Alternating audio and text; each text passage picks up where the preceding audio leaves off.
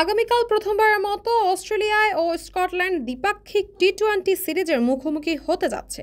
Scotland তাদের ঘরের মাঠে আশিদের বিপক্ষে ৩ ম্যাচে টি-20 সিরিজ খেলবে এবং উভয় দলই সিরিজে জয়ের লক্ষ্য নিয়ে মাঠে নামবে। বাংলাদেশ সময় সন্ধ্যা ৭টায় এডিনবার্গে সিরিজের প্রথম টি-20 ম্যাচটি শুরু হবে। এই সফরে অস্ট্রেলিয়ায় ২টি টি-20 এবং ১টি ওয়ানডে সিরিজ খেলবে। তারা স্কটল্যান্ডের বিপক্ষে ৩ ম্যাচের টি-20 দিয়ে তাদের ইংল্যান্ড সফর শুরু করবে। এরপর ইংল্যান্ডের মাটিতে ৩টি টি-20 এবং ৫টি ওয়ানডে ম্যাচ খেলবে। এই বছর ওয়েস্ট ইন্ডিজ ও যুক্তরাষ্ট্রে অনুষ্ঠিত টি-20 বিশ্বকাপে অস্ট্রেলিয়া ও স্কটল্যান্ড প্রথমবারের মতো মুখোমুখি হয়েছিল, যেখানে অস্ট্রেলিয়া ৫ উইকেটে জয়লাভ করেছিল। স্কটল্যান্ড ও ইংল্যান্ডের বিপক্ষে আসন্ন সিরিজে প্রথমবারের মতো অস্ট্রেলিয়ার টি-20 দলে ডাক পেয়েছেন অলরাউন্ডার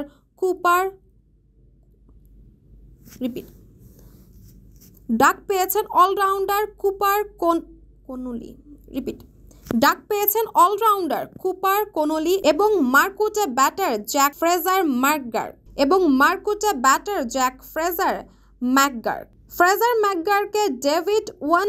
স্কটল্যান্ড ও ইন্ডিয়ার বিপক্ষে আসন্ন সিরিজে প্রথমবারের মতো অস্ট্রেলিয়ার টি-20 দলে ডাক পেয়েছেন অলরাউন্ডার কুপার কোলনি এবং মার্কুটে batter Jake Fraser McGurk David ওয়ার্নারের উত্তরসূরি হিসেবে দেখা যাচ্ছে, যার রয়েছে ২টি ওয়ানডে খেলার অভিজ্ঞতা। স্কটল্যান্ডের বিপক্ষে সিরিজে ২১ বছর বয়সী কলিনির অভিষেকের সম্ভাবনা রয়েছে, যিনি ১৫টি টি-20তে ২২৬ রান এবং ৬ উইকেট শিকার করেছেন। টি-20 বিশ্বকাপ সুপার ৮ থেকে বিদায় নেওয়ার পর অস্ট্রেলিয়ায় নতুনভাবে পথ চলা শুরু করতে চান। দলের অধিনায়ক মিচেল মার্শ বলেন, বিশ্বকাপের স্মৃতি ভুলে আমরা নতুনভাবে সামনে এগিয়ে যেতে চাই। স্কটল্যান্ড ও ইংল্যান্ডের বিপক্ষে এই ২টি সিরিজে সাফল্যই পাওয়া যাবে আমাদের মূল লক্ষ্য।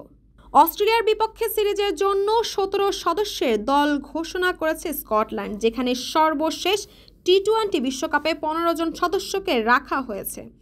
নতুন মুখ হিসাবে দলে যোগ হয়েছেন চার্লি ক্যাসেল ও জ্যাসপার ডেভিসন, যারা ইতিমধ্যে স্কটল্যান্ডের হয়ে ২টি করে ওয়ানডে খেলেছেন।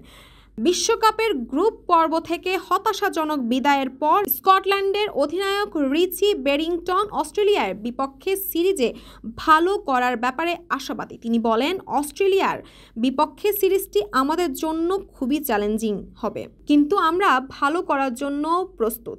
সিরিজের শেষে ২টি টি-20 ম্যাচ অনুষ্ঠিত হবে আগামী ৬ এবং ৭ September. Taspia Tabassum, desk report, ই সময়, ঢাকা।